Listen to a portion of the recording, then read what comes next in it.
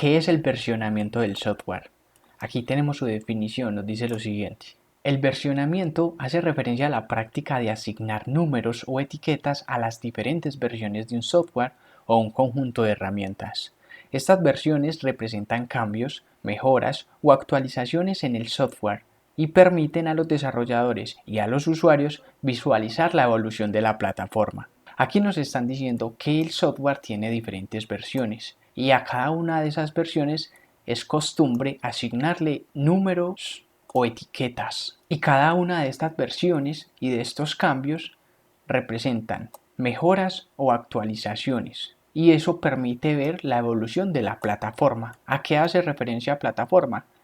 Que este tema de las versiones se le aplican a los lenguajes de programación, a los sistemas operativos, a las aplicaciones móviles que nosotros creemos o también otros desarrolladores creen, a los editores de código o a los entornos de desarrollo integrado. Es decir, esta definición aplica de forma general al desarrollo de software o de sistemas informáticos. Por eso nos hablan de una plataforma, porque puede ser cualquiera de las que he mencionado. Si nosotros dejamos esta definición de forma global y la enfocamos un poquito más a un versionamiento en los lenguajes de programación, nos dicen lo siguiente.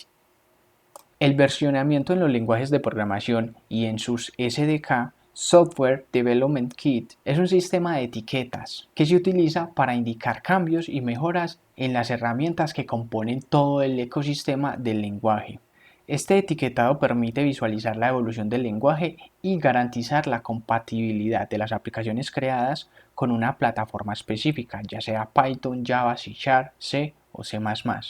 Además de utilizar las últimas características del lenguaje y así mantener las aplicaciones que nosotros creemos con estas plataformas o con estos lenguajes actualizadas, nuestras aplicaciones. Las etiquetas muchas veces las mencionan como tags y las características de un lenguaje las mencionan muchas veces como features para tener presente. Y lo que nos dice esta definición es que los lenguajes de programación tienen algo que se llaman SDKs, que es ese conjunto de herramientas necesarias para nosotros crear los programas en dicho lenguaje de programación, ya sean Python, en Java, en C#.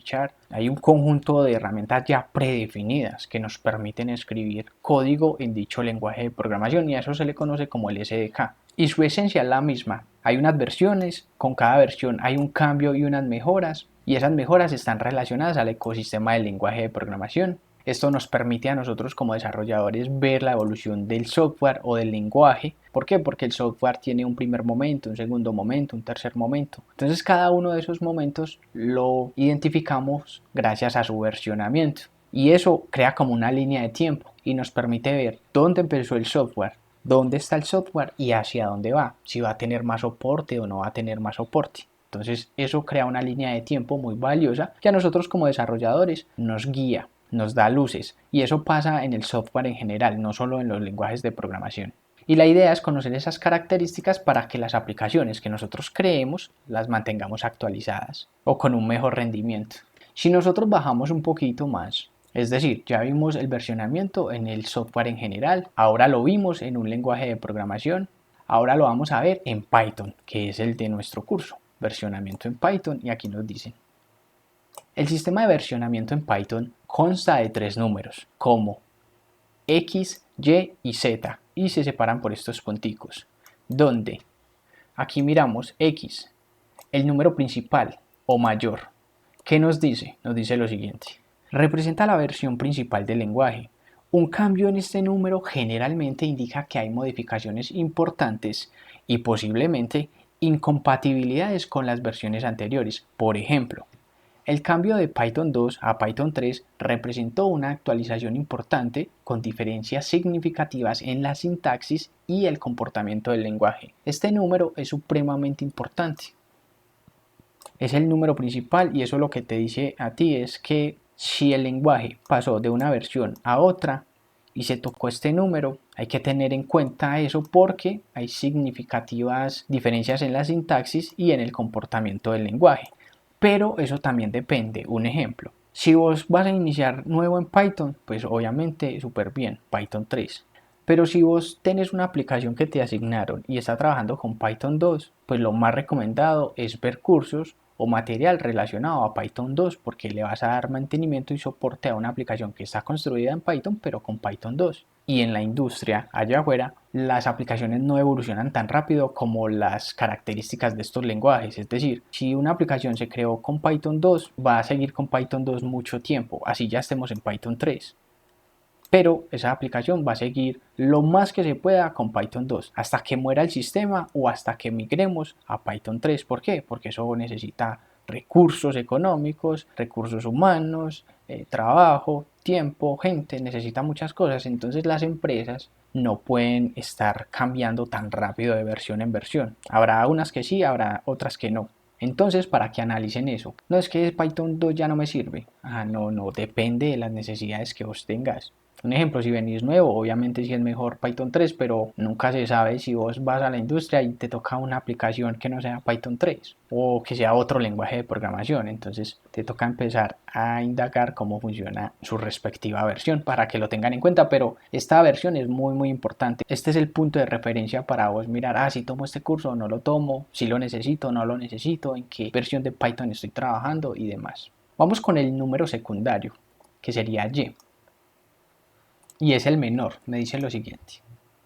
Indica la versión secundaria del lenguaje.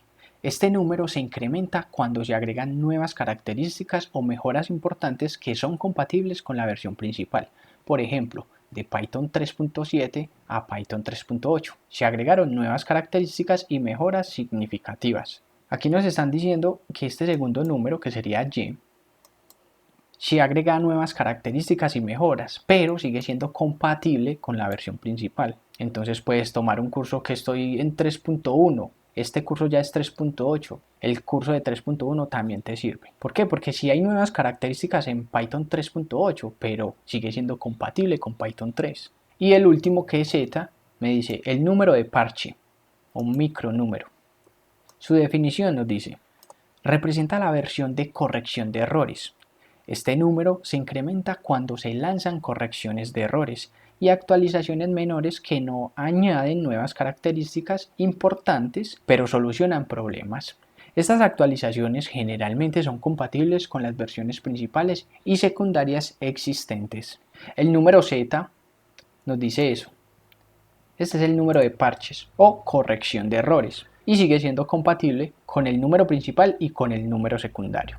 Bueno, si nosotros bajamos un poco, podemos ver un ejemplo en Python 3, número principal, punto 9, número secundario, punto 2, el número de parche. Y aquí nos dice, 3 es el número principal, 9 es el número secundario y 2 es el número de parche. Esto significa que la versión principal es 3, la versión secundaria es 9 y la versión de corrección de errores es 2. Y esto que acabamos de ver en Python se adopta de forma global y general en la industria del desarrollo de software, pero no es el único. Hay otras formas de versionamiento, pero en gran medida nos vamos a encontrar mucho con esta forma de versionamiento, ya sea para un lenguaje de programación como Python o como cualquier otro, o con los editores de código o entornos de desarrollo integrado. Entonces es importante conocerlo para que cuando lo veamos se nos haga familiar.